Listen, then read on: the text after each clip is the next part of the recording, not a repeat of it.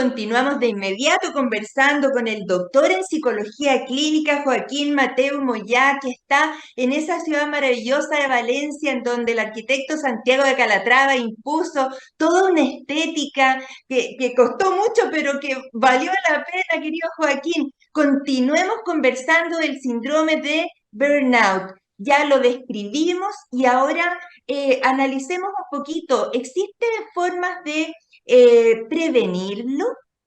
Sí, claro que sí. La prevención es lo más importante. Siempre mejor prevenir que tratar, ¿no? Es lo que solemos decir Por también supuesto. en el caso de la salud.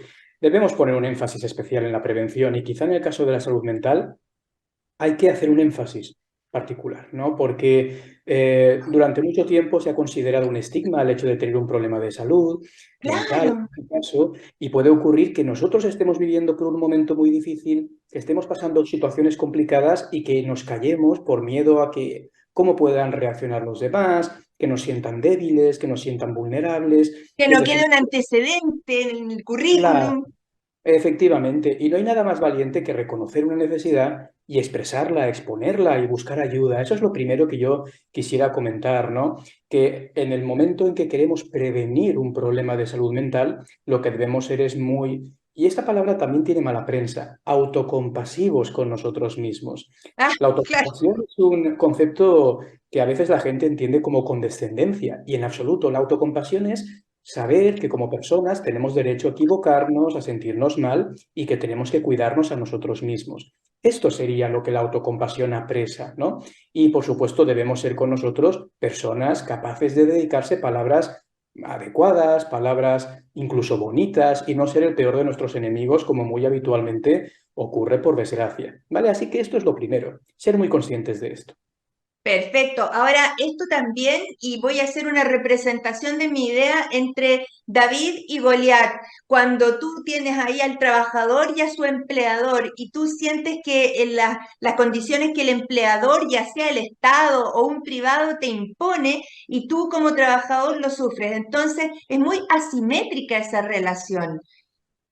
Sí, efectivamente. Es una relación asimétrica y es una relación que, bueno, eventualmente también puede hacernos sentir cierto malestar, sobre todo cuando el trabajo que elegimos no es un trabajo que decidimos por nosotros mismos, sino que fue, digamos, impuesto por las circunstancias.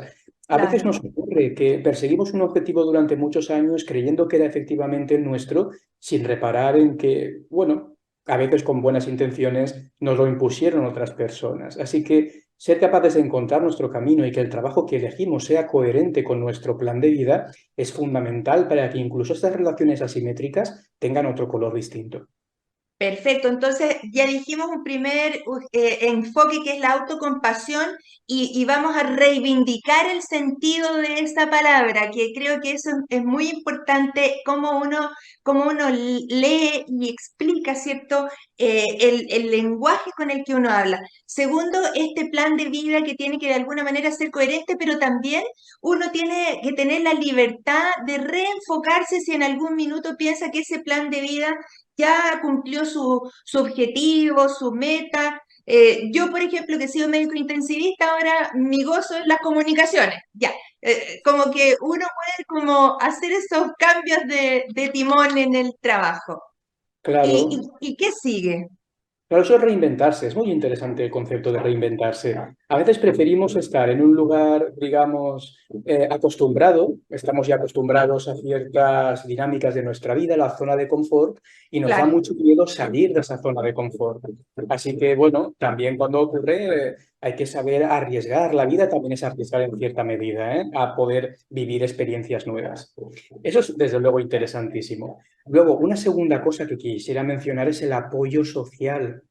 El Ya. apoyo social es cuando nosotros nos volcamos en las personas que tenemos cerca, por ejemplo, nuestra familia, un buen amigo, para poderle transmitir todo aquello que estamos sintiendo, ¿no?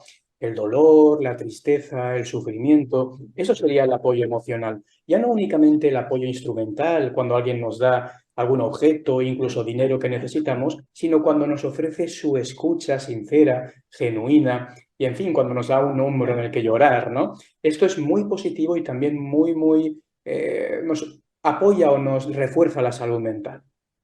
Me imagino lo que debe ser en lo cotidiano tratar de encontrar ese hombro donde poder apoyarse. No necesariamente, ¿cierto? Uno, y aquí yo miro, las personas no necesariamente están en pareja, no necesariamente están vinculadas todos los días con su red familiar, y ahí es donde los profesionales de la salud mental como tú son de un valor incalculable. ¿Cuáles son las intervenciones o cuándo uno diría que tiene que recurrir a un profesional de la salud? Muy bien, uno tiene que recurrir a un profesional de la salud cuando percibe que su calidad de vida se está desmoronando, cuando nota que aquello que antes siempre hacía con gusto, de lo que disfrutaba muchísimo, de repente está perdiendo su valor y la vida poco a poco comienza a carecer de incentivos, a carecer de momentos de disfrute. Cuando esto ocurre, la tristeza, que es una emoción completamente legítima, empieza a acumularse y acumularse y en última instancia se nos puede ir de las manos. Así que si percibimos que nuestra vida, las facetas importantes, la familia, el ocio, empiezan a quedar dañadas de alguna manera, tendremos que tener en cuenta que quizá es ya el momento en que tendríamos que haber consultado con un profesional de la salud mental. Nunca es tarde, por supuesto, porque las situaciones que nos genera este estrés son reversibles, pero cuando antes las atendamos, mejor. Perfecto, y ahora recordemos en la conversación que estamos hablando del síndrome de burnout, que en el fondo se refiere a la cronificación del estrés laboral y que puede prolongarse en el tiempo y producirnos cambios en lo emocional, en lo psicológico y en la autoestima de las personas. Em, Ahora, ¿cómo se cura? ¿Qué recomendaciones le vamos a dar a las personas para contribuir a disminuir el impacto del estrés laboral? Muy bien, lo primero, recordar que los profesionales de la salud mental estamos aquí para todo aquello que la persona pueda necesitar, sin duda. Eso es lo primero.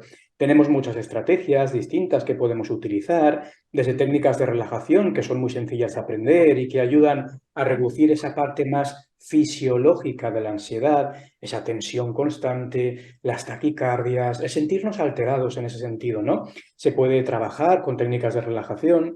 Otras muy conocidas que quizá nuestros oyentes también les suenen familiares, como el propio mindfulness, se ha visto que ayuda mucho también a las personas que están atravesando por situaciones de estrés, y la terapia clásica, la terapia cognitivo-conductual, que constituye una terapia hablada, en la que el propio terapeuta, hablando con el paciente, le acompaña en ese camino de conocer qué pensamientos son los que están provocando sus emociones, evaluarlos y poderlos debatir junto a él, de manera que encontremos siempre opciones alternativas y más realistas cuando sin duda a veces nos ocurre a todos que tenemos esos pensamientos que en su día etiquetábamos como irracionales, es el nombre que le puso Ellis, el autor que Ya. los estudiaba, y que hacen que nos hagan daño, ¿no? Que podamos sufrir. Siempre se pueden cambiar con técnicas concretas. Nosotros, por otra parte, podemos hacer muchas cosas.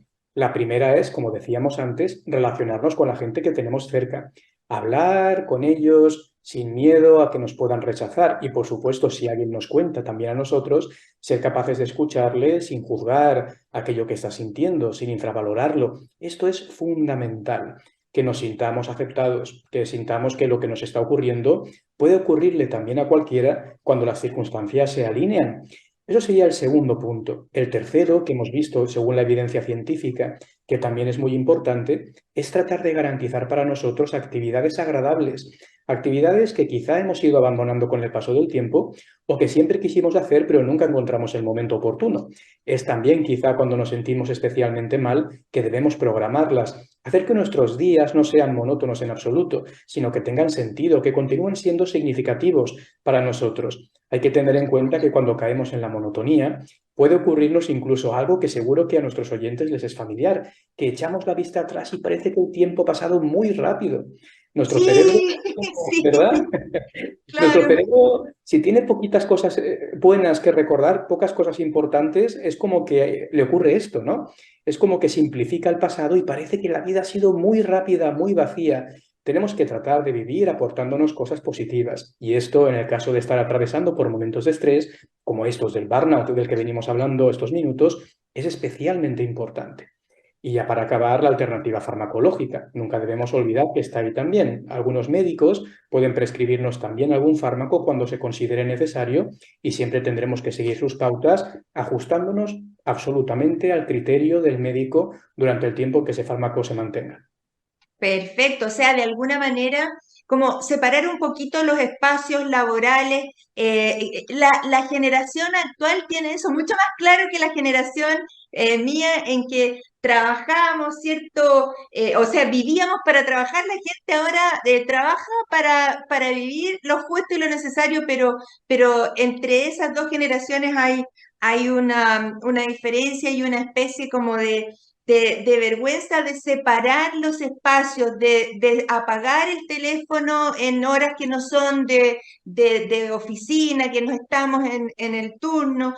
Y, y eso no es fácil de lograr cuando uno ha tenido como un valor el estar siempre a disposición de su trabajo, Qué en todo importante orden es de cosas. Qué importante eso que acaba de decir, ¿eh? También qué importante saber desconectar, porque a veces seguimos trabajando más allá de nuestras horas de trabajo, pendientes del correo electrónico, pendientes del teléfono, pendientes de todo. Tenemos que saber dejar cada cosa en su lugar. Y cuando toca el momento de pasarlo bien, de divertirse, de estar con nuestra familia, efectivamente hacerlo con plenitud. Claro, y aquí algunas otras recomendaciones como de salud física es cortar el trabajo en algún momento del día, tomar aire en términos reales, ¿cierto? Darse una vuelta y ver el sol. Hemos tenido todo un cambio arquitectónico, ¿cierto? A lugares que son muy funcionales, pero que no, que están permanentemente, como en las UCI, por ejemplo, con una iluminación artificial, una temperatura pareja y muy fría a veces, o mucho calor, y eso es adverso. Entonces, hacer esa pequeña pausa ayuda a cortar la sensación de trabajo y de carga del día. Exacto, la luz del sol es muy, muy buena también para nuestra salud mental. Moviliza ciertas hormonas de nuestro sistema nervioso que también contribuyen a que dormamos mejor, en primer lugar, y a que nos sintamos también más felices. Claro, y ese es otro síntoma muy prevalente en el burnout, que es los trastornos del sueño, esa sensación de que no se descansa. Estimado Joaquín, nos quedan poquitos minutos. Te dejo por favor el micrófono abierto para que tú nos des alguna idea general, recomendación o lo que tú quieras para evitar o reconocer este síndrome y parar a tiempo el desastre, ¿cierto? Que significa la pérdida de la autoestima.